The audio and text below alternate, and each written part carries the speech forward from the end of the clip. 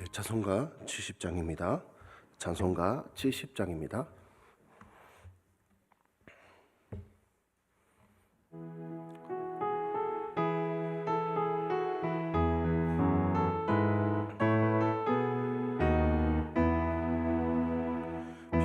피난처 있으니 환난을 당한 자 이리 오라. 땅들이 변하고 물결이 일어나 산 위에 넘치네. 두렵지 않네. 이방이 떠들고 나라들 모여서 진동하나. 우리 주 목소리 한 번만 바라면 천하의 모든 것 망하겠네. 만유주 하나님 우리를 도우니 피난처요.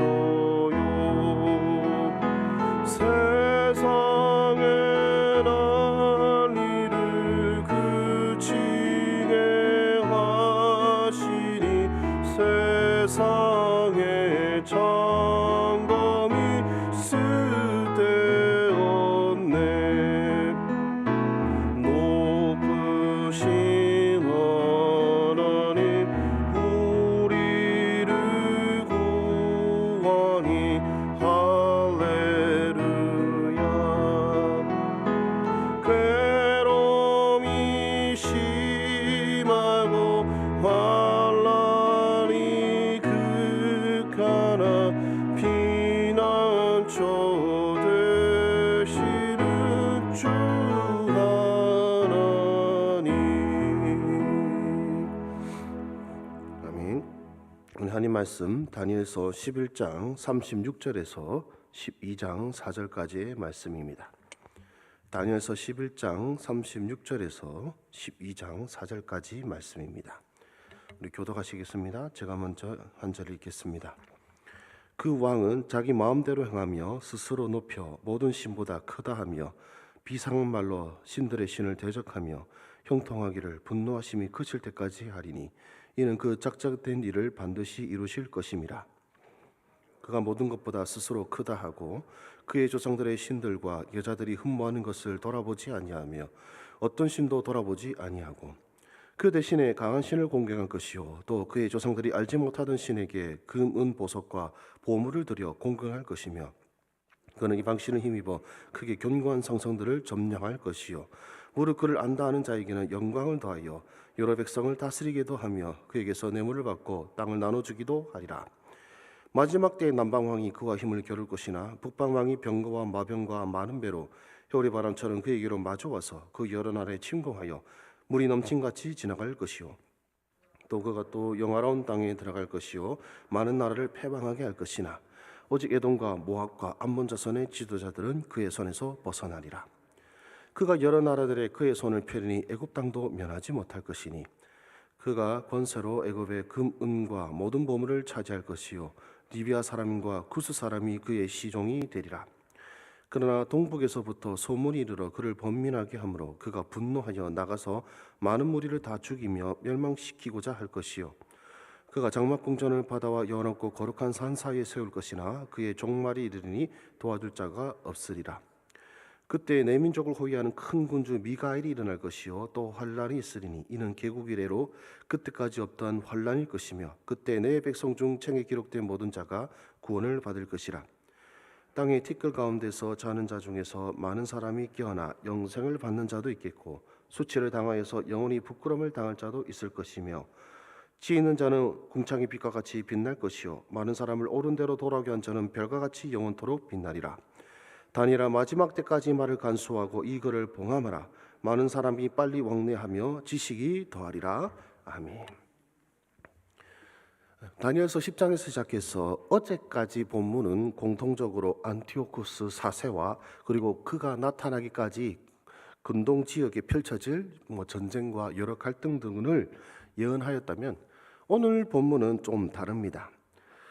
제 36절에서 이제 45절까지 일어나는 이 왕에 대한 이야기는 그 안티오쿠스 4세가 아닌 종말에 일어나는 일로 보아야 한다는 것이 이제 요 근래의 학자들의 공통적인 의견입니다.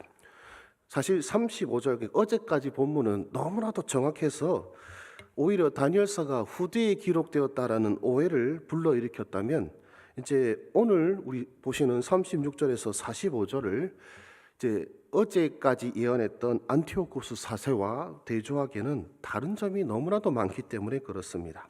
이 안티오쿠스 4세는 자신을 모든 신보다 크다고 한 적이 없고 또 조상들이 섬기던 신을 버리거나 혹은 조상들이 알지 못하던 신을 공경한 적도 없습니다.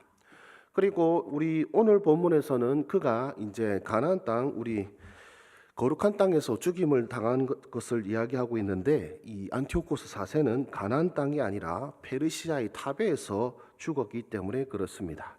그래서 오늘 본문은 이제 이전까지 이야기를 조금 벗어나 시대가 더 후대로 가서 종말의 때를 이야기하는 것으로 보시면 되겠습니다.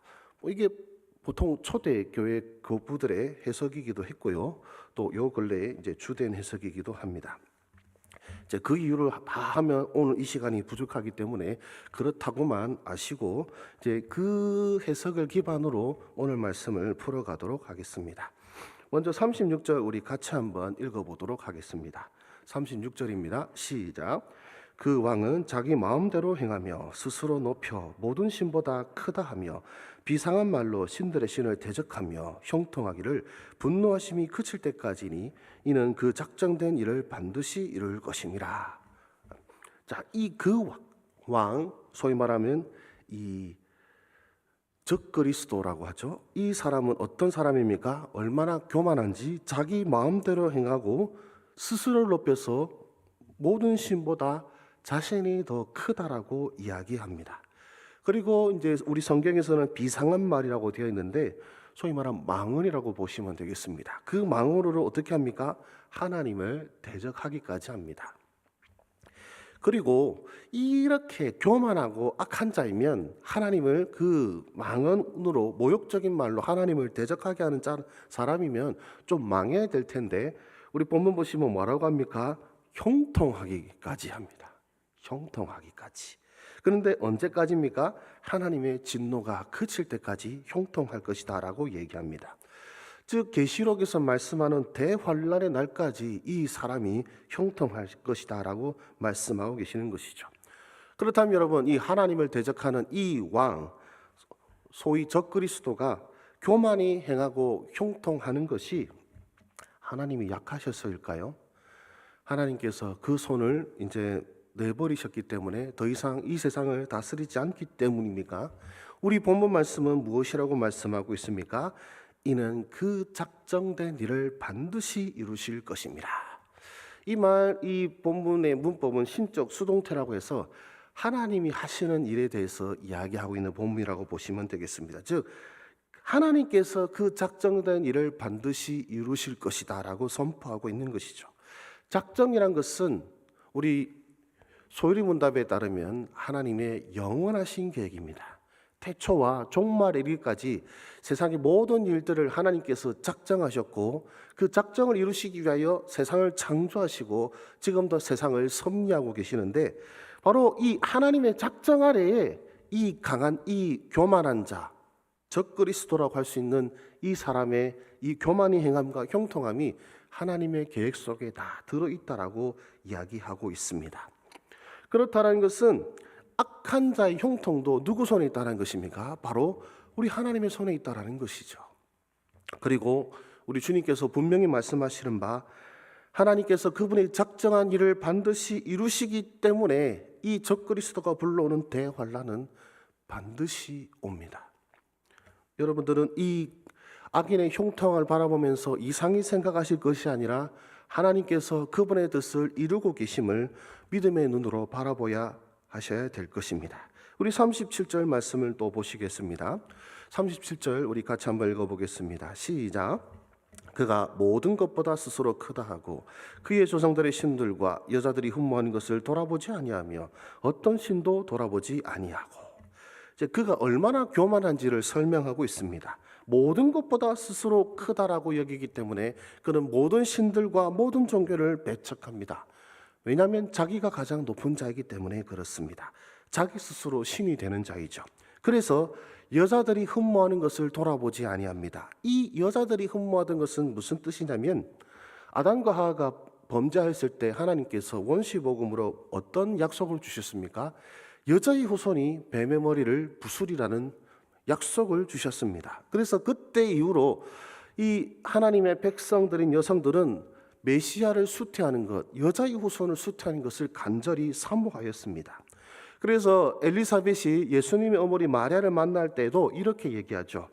여자 중에 내가 복이 있도다 라고 고백하는 것처럼, 여성들이 흠모하던 것은 바로 메시아를 잉태하는 것이고, 그것을 돌아보지 아니하였다라는 말은 메시아에 대해서 안중에도 없다라는 말입니다. 이 교만한 자는 우리 구주 예수 그리스도에서는 안중에도 없고, 그리고 또 무엇이라고 말합니까? 어떤 신도 안중에 없는 자가 이 교만한 자의 모습인 것입니다. 대신에 38절을 보시면 이렇게 얘기합니다. 그 대신에 강한 신을 공경할 것이요, 또 그의 조상들이 알지 못하던 신에게 금은 보석과 보물을 들여 공경할 것이며 라고 이야기합니다. 아니, 신을 안 섬기고 자기가 가장 높다는 사람이 무슨 강한 신을 공경하는가라는 의문이 드실 수도 있겠는데요. 이 강한 신을 공경하다, 이 말을 약간 좀 풀이해드리라면 요새를 지키는 신, 즉 전쟁을 의인화한 말입니다. 그는 전쟁을 좋아한다라는 의미입니다.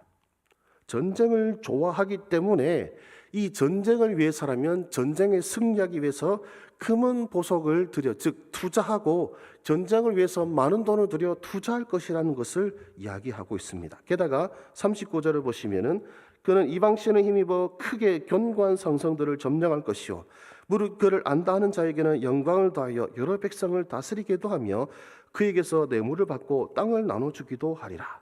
그래서 그는 요새를 지키기 위해서 이방신을 섬기는 사람들을 용병으로 사용하고, 자신을 섬기는 사람에게는 큰 상을 주고 뇌물을 바치는 자에게는 땅도 준다고까지 이야기하고 있습니다. 즉 요약하자면 이 왕은 혹은 적그리스도는 자신을 가장 높은 자로 여길 뿐만 아니라 전쟁을 좋아하고 전쟁을 위해 물질을 아끼지 않고 그에게 아부하는 자에게 온갖 혜택을 주는 자임을 볼 수가 있습니다. 이제 40절과 45절은 갑자기 남방왕과 북방왕의 이야기처럼 돌아가는 것처럼 보이는데요. 이 본문의 북방왕과 남방왕의 이야기는 이전에 봤던 남방왕과 북방왕과 같은 인물이라고 보시면 안 되고, 이전에 우리 본문에서 봤던 그들의 다툼을 빗대어서 마지막 때의 전쟁을 표현하고 있다라고 이해하시면 되겠습니다. 40절에는 어떻게 이야기하고 있습니까? 마지막 때의 남방왕이 그와 힘을 겨룰 것이나 북방왕이 병거와 마병과 많은 배로 회오리 바람처럼 그에게로 마주와서 그 여러 나라에 침공하여 물이 넘친같이 지나갈 것이요. 우리 인류 최후의 전쟁은 정체를 알 수 없는 남쪽 왕, 즉 북방왕이 이 앞에서 말한 그 교만한 왕이라고 친다면 알 수 없는 이 남쪽 왕의 선제 공격으로 시작합니다. 그러나 전쟁은 결국 이 북방왕, 앞에서 말한 소위 적그리스도라고 할 수 있는 그 사람의 혹은 그 존재의 일방적인 승리로 끝나게 되는 것이죠. 그래서 혹 주석가들은 우리 계시록에 나오는 곡과 마곡의 전쟁 혹은 아마겟돈 전쟁과 이 전쟁을 연관시키기도 합니다. 그리고 41절에는 그가 또 영화로운 땅에 들어가고 많은 나라를 패망하게 할 것이나 오직 에돔과 모압과 암몬 자손의 지도자들은 그의 손에서 벗어나리라 라고 이야기하고 있습니다. 여기서 말씀하는 영화로운 땅은 우리 가나안 땅을 뜻할 수도 있고, 그 가나안 땅과 비슷한 의미의 상징적인 의미일 수도 있습니다. 어쨌든 이 영화로운 땅에 들어가고 거기에 있는 많은 나라를 패망하게 한다는 것은 하나님의 백성들을 이길 것이다 라는 뜻이 되겠습니다.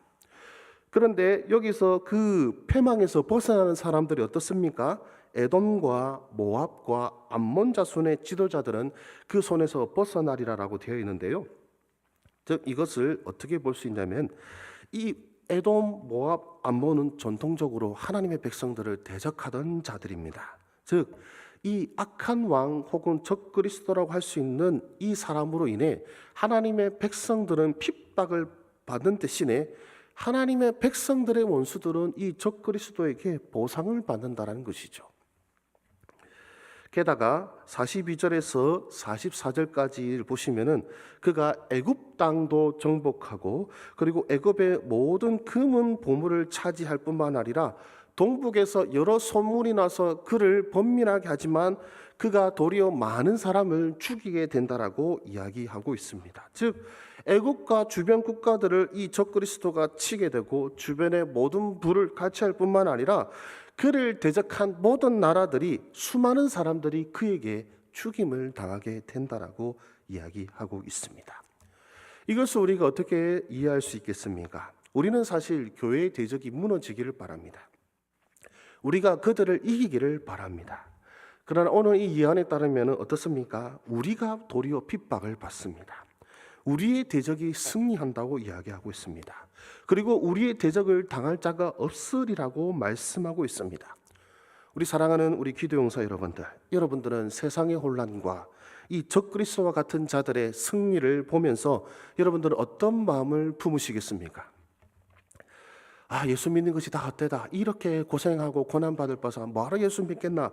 세상이 흐르는 시류를 따라가자 해서 세상의 형통을 따라가시겠습니까? 아니면은 이 고난조차도, 이 핍박조차도, 악인의 형통조차도 우리 하나님의 손에 있음을 믿고 기꺼이 고난의 길로 가시겠습니까? 우리 성경에는 이렇게 말씀하시죠. 세상을 이긴 승리는 이것이니 우리의 믿음이니라. 정말로 믿음이 필요한 시대가 오고 있는 것 같습니다. 하나님께서 우리를 위해 싸워주시지 않는 것 같고 우리는 패배하는 것 같고 우리는 고난당하고 멸망당하는 것 같습니다. 그러나 앞서 말씀드린 것처럼 이것은 하나님께서 우리를 떠나시거나 하나님의 손이 약하여진 것이거나 혹은 우리의 대적들이 강하여서가 아니라 마지막 때를 이루기 위한 하나님의 계획임을 믿으시기를 바랍니다. 그래서 우리는 악의 형통을 보고 스트레스 받고 절망하고 낙심하는 자들이 아니라 그럼에도 불구하고 주님을 믿는 믿음으로 그럼에도 불구하고 나와 여호와는 하나님을 섬기노라는 결단으로 다니엘의 세 친구들의 그 믿음으로 그리고 죽음의 위협 앞에서도 도리어 하루에 3번씩 예루살렘을 향하여 창문을 열고 기도하는 그 다니엘의 믿음으로 우리는 이 세상의 험난한 고난 속을 걸어가야 할 것을 결단하시고 또한 믿으시는 여러분들 되시기를 주의 이름으로 축원합니다. 그러나 좋은 소식이 있습니다. 우리 45절 말씀 우리 같이 한번 읽겠습니다. 시작. 그가 장막 궁전을 바다와 영화롭고 거룩한 산 사이에 세울 것이나 그의 종말이 이르니니 도와줄 자가 없으리라. 이 적그리스도가 이제 얼마나 형통해지냐면 자신의 장막을 바다와 거룩한 산, 즉 시온산, 예루살렘 사이에 세우는데 소위 말하면 가장 뜨고 있을 때 무슨 일이 닥칩니까? 그의 종말이 이르고 도와줄 자가 없다라고 이야기하고 있습니다. 즉 악인의 형통이 영원하지 않습니다. 그에게는 곧 종말이 다가오게 되어 있고 결국 누가 승리하게 됩니까? 우리 본문 12장 1절 우리 같이 한번 읽겠습니다. 우리 12장 1절 시작. 그때에 내 민족을 호위하는 큰 군주 미가엘이 일어날 것이요 또 환란이 있으리니 이는 개국 이래로 그때까지 없던 환란일 것이며 그때 내 백성 중 책에 기록된 모든 자가 구원을 받을 것이라. 아멘. 어떤 학자분은 그래서 다니엘서 12장 1절에서 4절까지를 다니엘서의 신학적 절정이라고 이야기하고 있습니다. 어쨌든 이 하나님을 대적하는 이 사람, 이 교만한 자 혹은 적그리스도를 할 수 있는 자가 갑자기 종말을 맞이할 때에 바로 그때에 무슨 일이 일어나게 됩니까? 하나님께서 이스라엘 백성들, 하나님의 백성들을 지키기 위하여 세우셨던 천사인 미가엘이 일어나고 그리고 개국 이래로 없었던 큰 환란이 일어납니다.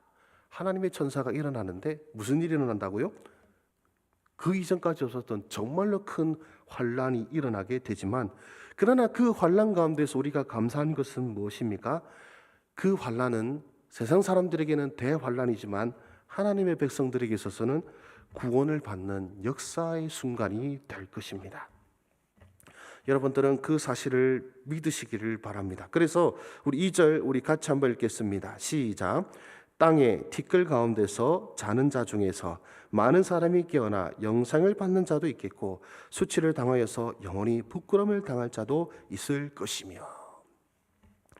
그 이전까지는 하나님을 믿는 것이 어리석은 일이었고 하나님을 믿는 것은 죽임당하는 일이었으며 하나님을 대적하는 것이 세상 사람들은 지혜 있는 일이라고 여겼습니다마는, 그러나 그 때가 오면 어떻게 됩니까?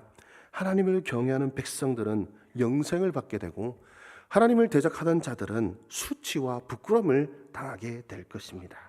그래서 3절은 이렇게 고백합니다. 지혜 있는 자는 궁창의 빛과 같이 빛날 것이요 많은 사람을 옳은 대로 돌아가게 한 자는 별과 같이 영원토록 빛나리라. 우리 예수님께서는요, 마태복음 14장 43절에 의인들은 자기 아버지 나라에서 해와 같이 빛나리라고 말씀하시는데, 이 말씀을 염두에 두시고 하신 말씀인 것 같습니다. 세상의 시류에 따르지 않고 고난과 환난 속에서도 믿음을 잃지 않는 자가 지혜 있는 자입니다. 세상은 왜 험한 길로 가냐? 왜 좁은 길로 가냐?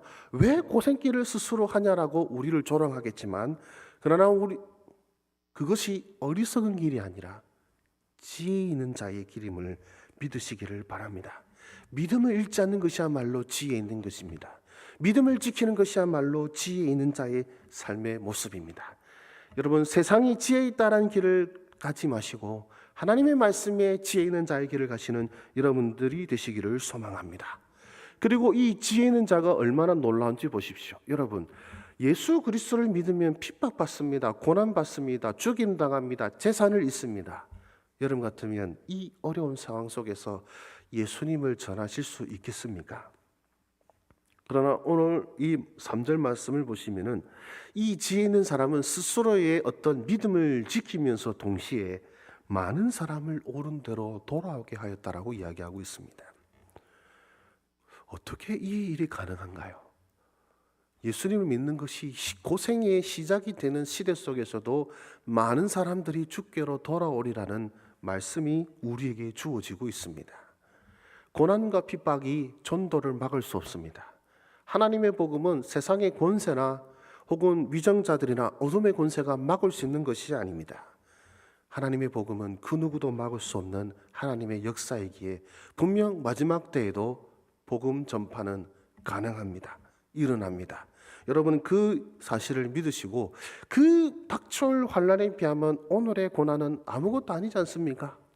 오늘 교회를 향한 사람들의 비판과 시각이라든지 오늘 그리스도인이 겪는 고난은 앞으로 다가올 환난에 비하면 아무것도 아니기에 복음은 전하기가 어렵겠다가 아니라, 그럼에도 불구하고 하나님의 복음은 반드시 전해지리라는 사실을 믿고 담대히 복음을 전할 수 있는 저와 여러분 되시기를 소망합니다.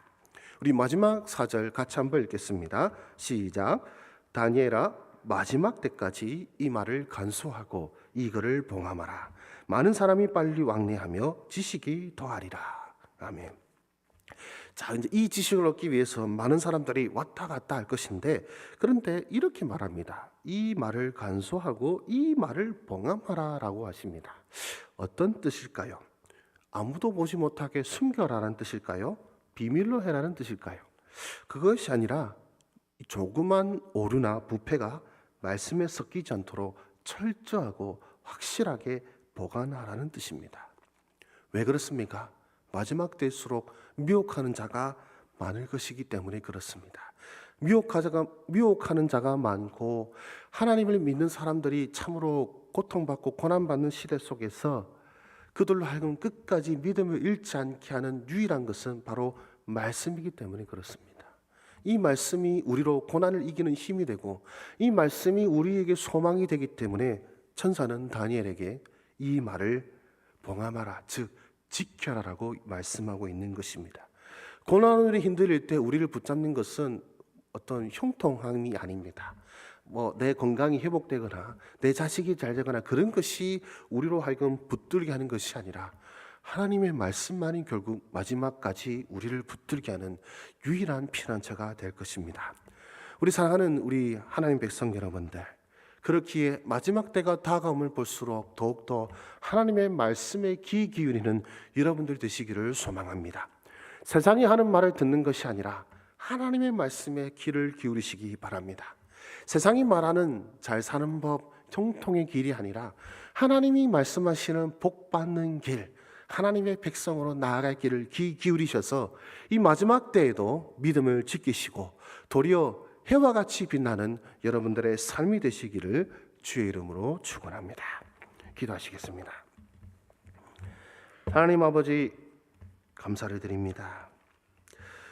앞으로의 다가올 고난과 환난의 때를 우리에게 미리 말씀해 주셔서 우리가 그 환난을 당하였을 때에, 고난 당하였을 때에 당황하지 아니하고 하나님의 말씀을 힘입어 이길 수 있도록 주여 긍휼을 베풀어 주시니 주여 감사를 드립니다. 주님, 지금도 우리가 참 핍박받는 것 같고 고난당하는 것 같지만 그 후에는 더 극심한 혼란과 고난이 닥쳐온다는 사실이 우리 마음을 무겁게 합니다. 그러나 또한 이 모든 일이 하나님의 계획 안에 있다라는 것이 우리에게 위로가 되게 하여 주시옵소서. 우리에게 소망이 되게 하여 주시옵소서.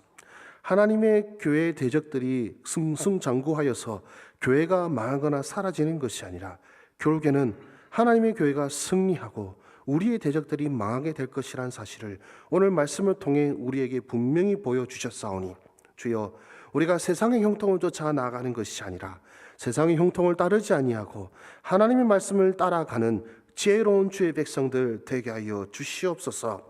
그래서 주님, 이 세상의 환난을 보면 볼수록 우리가 낙심하고 절망하고 방황하는 것이 아니라 도리어 말씀에 굳게 무장하여서 담대히 세상을 대적하며 담대히 세상과의 영적 전쟁을 감당해 나가며 담대히 복음을 선포하며 그리고 담대히 주님 오실 때까지 우리의 믿음을 지키는 주의 백성들 되게 하여 주시옵소서. 그래서 주님, 우리가 이 믿음을 지킬 수 있도록 말씀을 보는 눈을 우리에게 허락하여 주시옵소서.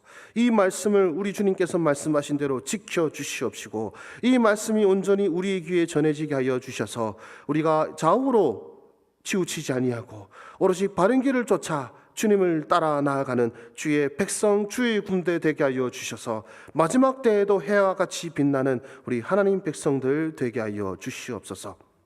주님, 우리가 연약함을 우리 주님께서 아십니다. 하오니 우리를 불쌍히 여기사 연약한 가운데서도 우리 주님을 끝까지 붙잡을 수 있도록 우리의 믿음을 도와 주시옵시고 성령께서 우리와 함께 하시고 주께서도 우리에게 크신 손으로 베풀어 주셔서 우리가 주님의 도움을 힘입어 살아갈 수 있게 하여 주시옵소서.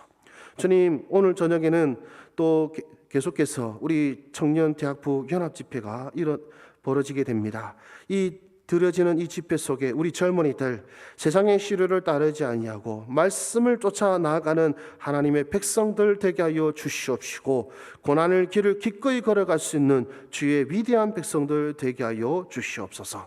주님, 우리의 기도 용사들을 우리 주님께서 복을 내려 주시옵시고 오늘 주님 앞에 부르실 때에 주여 응답하여 주셔서 하나님의 응답을 풍성히 안고 나아갈 수 있도록 주여 도와주시옵소서. 모든 말씀 우리 구주 예수 그리스도의 이름으로 기도드립니다. 아멘. 여러분, 허락하신 기도의 제목으로 나아가시겠습니다.